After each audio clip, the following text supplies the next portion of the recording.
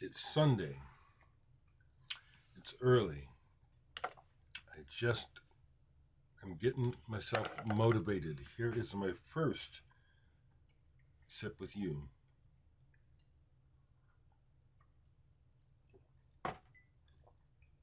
Thankful to be alive. Thankful to be up and moving this morning.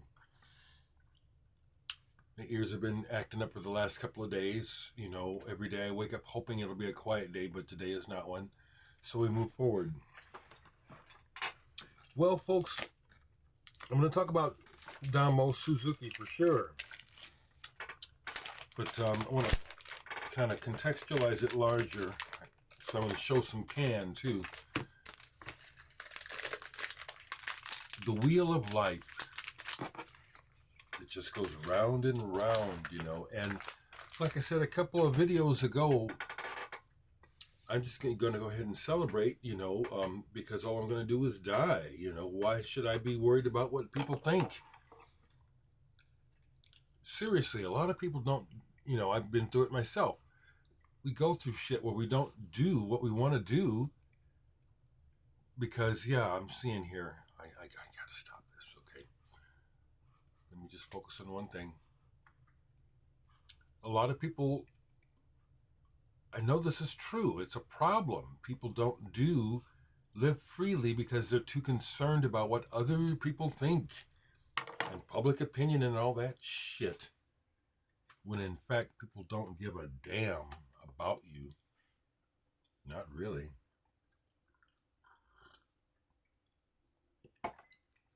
There's a lot of truth in what I just said, even if you don't like it. Stop and think about it. Most of us care about others for our own reasons, not because we really care about them. Anyway, so the sobering news of the passing of family and a giant right when I'm celebrating a personal victory. And this has been, unfortunately, the case for a while. When my album, when this happened, Future Still, coming out of COVID, when I finally actually received my copies of the album when it was finally done and pressed up, it was like either that day that I received them in the mail or the next day that I found my brother dead. Friday, David Nance's album comes out. This is his album, but I'm jazzed. I'm on it. I'm on Third Man Records. Yeah, I am. I'm on Third Man Records. So we're celebrating this. I get a call from my cousin Ronnie that my cousin Colleen has died on last Friday. I had talked to her less than a month ago. I'm going to talk about Can, but let me get this out of the way. When I got the call from Ronnie, it was unusual because we don't call each other very much. Usually it's to tell us somebody's dead, But when he called, he said, hey, how you doing? And I got somebody on the phone and he wants to talk to you, and it's Colleen. So I said, well, that's kind of odd, but I don't talk to, like I said, Ronnie much. So Colleen lived in Colorado. So she gets on and says hi. She sounds, not fine. So that call, it's like, so when I got the message, when I got the news Friday that she had passed away, it's like that call was her saying goodbye. We were close as kids. We're cousins. Whenever they would come, I forget where they lived, but whenever they would come around, we were pretty friendly. Younger than me, close to my sister Adrian's age, Colleen.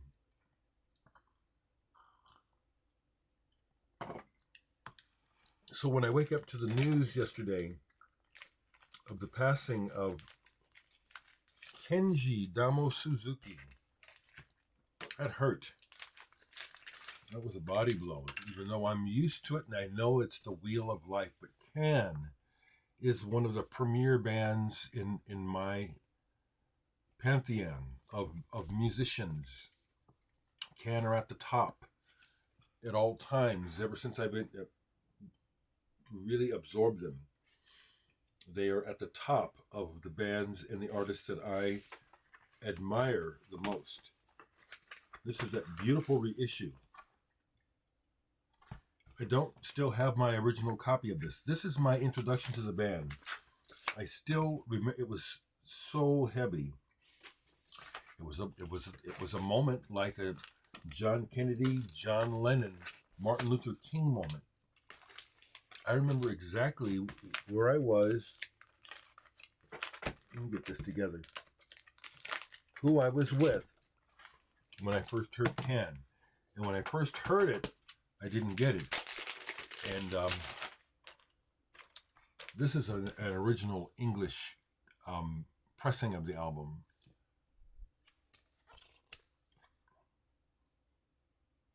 So when I first heard it, it confused me.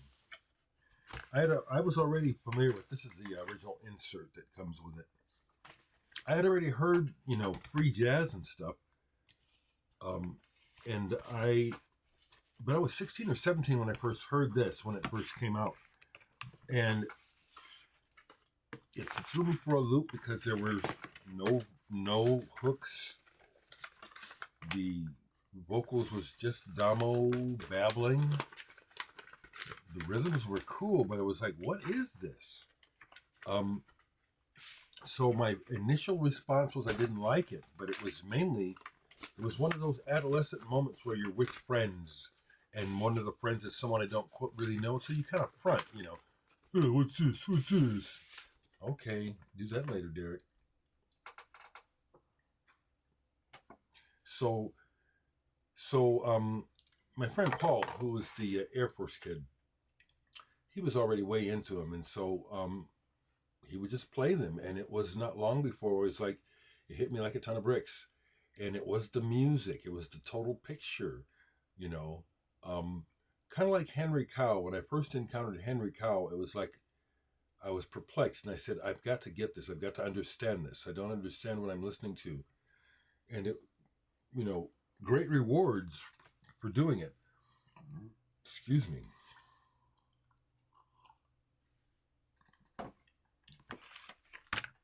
I won't do anything comprehensive here, but I'll just babble freely and show records.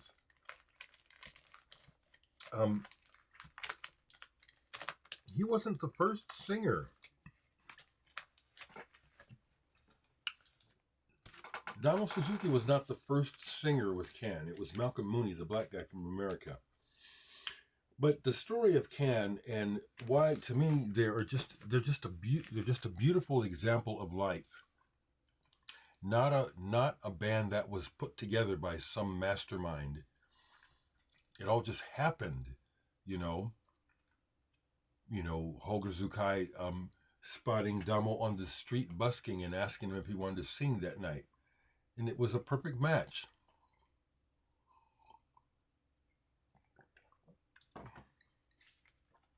Damo embodied physically a lot of what Can was about, musically, just naturally. And his broken English and the timbre of his voice, I love the sound of his voice. It was perfect. It really was. And he only made, 3 albums with them? 3 or 4 albums with them. This was my introduction to Can. And then after that, I started collecting the band. I went back from that because, let me find the copy. This is what I get for not preparing. Here it is. So here is the copy that I actually heard. This belonged to the Reese brothers. Paul had a copy and his brother Jerome had a copy. Now what's interesting is Paul had the English copy and Jerome had the German. So they had the different covers, okay? But when they moved out of the States, they gave me a bunch of their records and they gave me this, but they bastardized it. They put the records from, so let me explain. I've talked about this way in the past. This is the German cover for Tago Mago. I like the English cover better, actually, where it's Jackie on drums and it's kind of green. But the record is made in England. This is not a German pressing. This is an English pressing. And this album is mind-blowing to this day. And a big part of it is Damo Suzuki's vocals, the way that he glides and rides the music, the sound, hallelujah, okay? Hallelujah, the sidelong, the motoric, intense, fantastic drumming of Jackie Liebezeit. I have over the years turned a lot of people onto this band. There was a time when,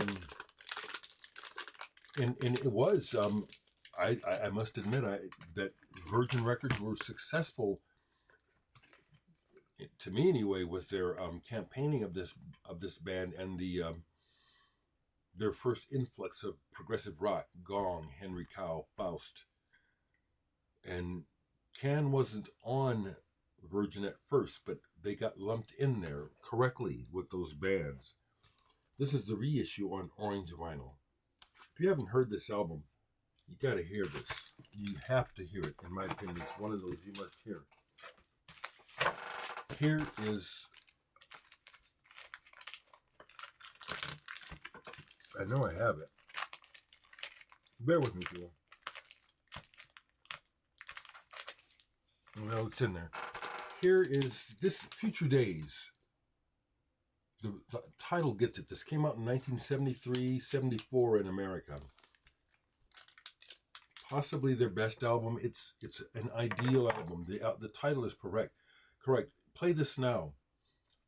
I remember when it came out, I was like just blown away. It was like it said, it was like the sound of the future, but it was just so much of exactly what I wanted to hear.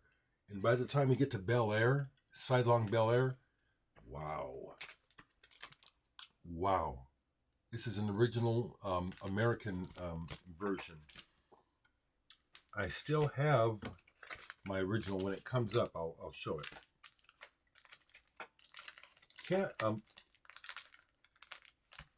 The other thing about Damo Suzuki that's so perfect for the band, here we go. The stuff is not in order, so let me just talk and show. In many ways, Damo Suzuki was like a shaman, never a musician, and not a real complicated person. And I think that was perfect. He was just like, I'm struggling for words, but it made the whole affair that much more powerful. He was not ever interested in being a rock star, ever. So let's just keep going. So here is Can's Soundtracks, an original on Liberty. Someone sent this to me because it's hard to find. And Damo's vocals on here, Mother Sky, yeah. Here is the one that I bought originally years ago on Celluloid Records before someone gave me an original. And then it's been recently reissued, as you know. Colored vinyl. What color is this? I don't remember. Is it colored? Maybe not. Oh, yeah. I had forgotten. One of the greatest bands ever. One of the greatest bands ever. And it also made sense to me. Now, at first I was a bit put off by Michael Caroli's guitar playing because he was not accomplished. And so they described his style as spidery, which is basically, I mean, this is the best he could do. But I don't think Can would have been nearly as potent of a force had they had a more accomplished guitar player. It was scratchy, and therefore it left a lot of room for the music to do something other than the usual, which is to display skill.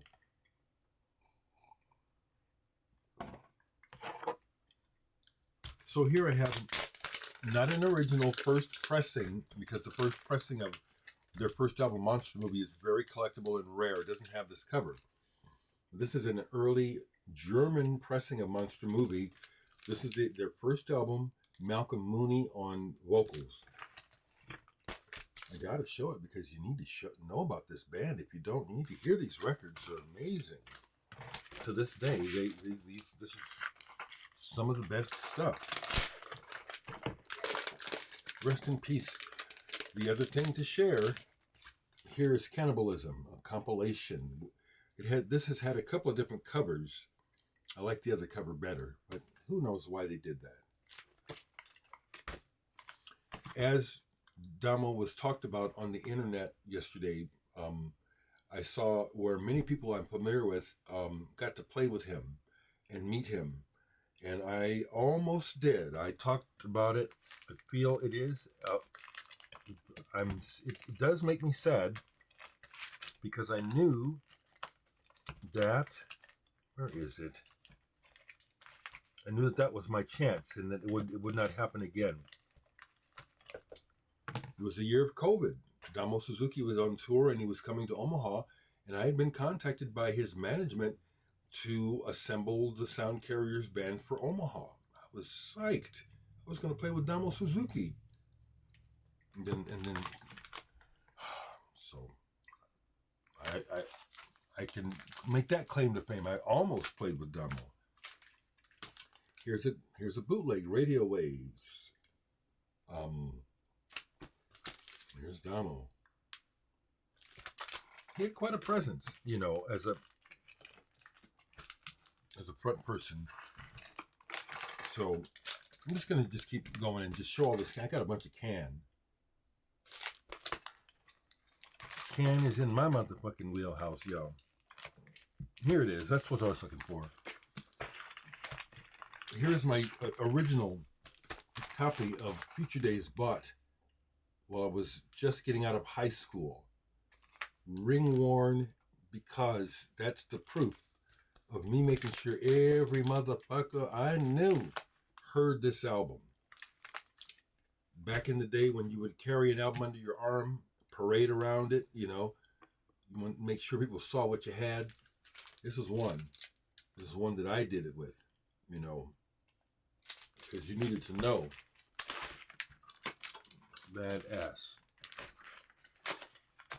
This is a bootleg. It's come out on several different versions, but it's them at their studio doing Dokoe all the way through 40 minutes into two parts. It's really cool because it's just raw, and there's parts where the Damo's babbling is working, and other parts where it's irritating. He would just do. There's no rhyme or reason. This is one of the last albums they made, and it's when Malcolm Mooney came back into the band. Right time. This is a mixed bag. It's okay. By the time they got to this time of the band's history, these albums, Out of Reach, and these are my least favorite Can albums. I've learned to appreciate them over the years, but no Damo Suzuki here. But they were at a low, as far as I'm concerned, creatively at that time. These albums are good. Damo had left the band. So Flow Motion, love it. Saw Delight, yeah. This is the one that they made right after Damo left. And it was important to me because I was ready to I said, how can they go on? Kind of like the way that Genesis revived itself after Peter Gabriel left. Fantastic album. Soon Over Baba Luma.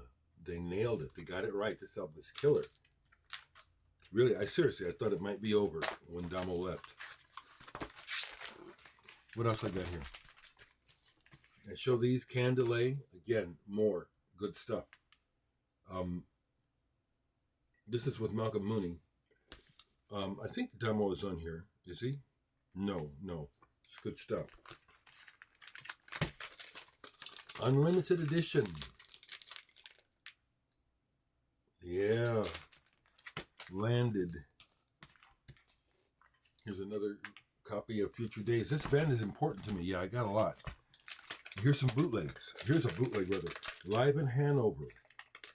You're doing Vitamin C. No Damo on this. Still, it's a good one. This has good memories of the limited edition. The first time I heard this was when I saw Hawkwind in concert with Rush as the opening band. Andy Dunkley was the DJ. He was in between bands spinning records, which is the first time I saw that at a rock concert. And one of the songs he played was Gomorrah by Can. As soon as it hit, I had never heard this before. That was my first time. But as soon as it started, I knew it was Can. I was blown away. I love this cover. Yes, I'm sorry I didn't get to meet Damo and play with him, but it was almost. Stuttgart. This series is happening. The next one is supposed to come out, I think, this month or next. The old live albums. And the next one is going to be with Damo, because these so far have not been, okay? They're still worth it, all of them, okay? The singles, once again, I love this band. Peel Sessions. This is a bootleg, but it's the Peel Sessions. Good quality too. Pressing. Rest in peace, Damo. And this is someone sent this to me. I'd never seen it before. It's one of those rock scene compilations of bands that would come out in Germany and other countries. And this one is for Can, a double album.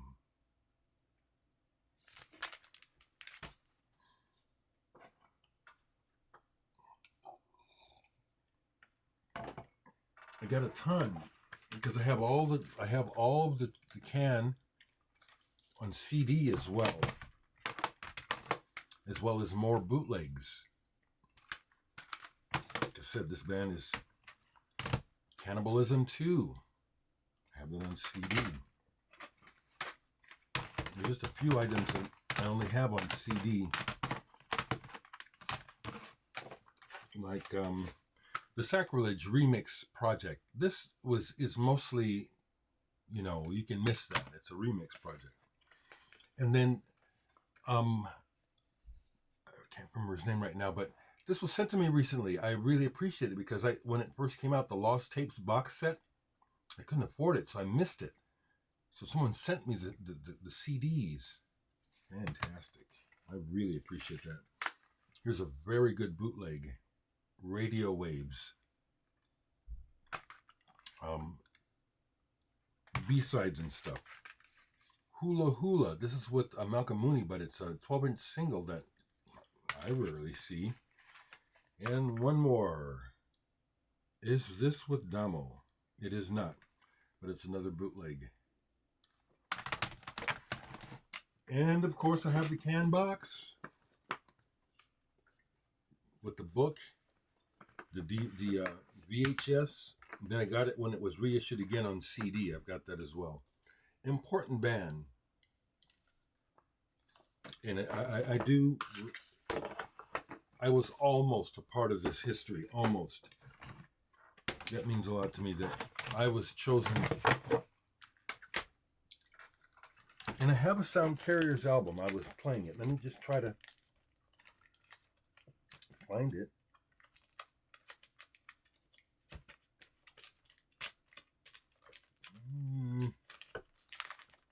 I don't think I put it away, but it doesn't seem, I guess I did. It's over 20 minutes and I need to stop. Hope everyone is well. Rest in peace, Damo Suzuki.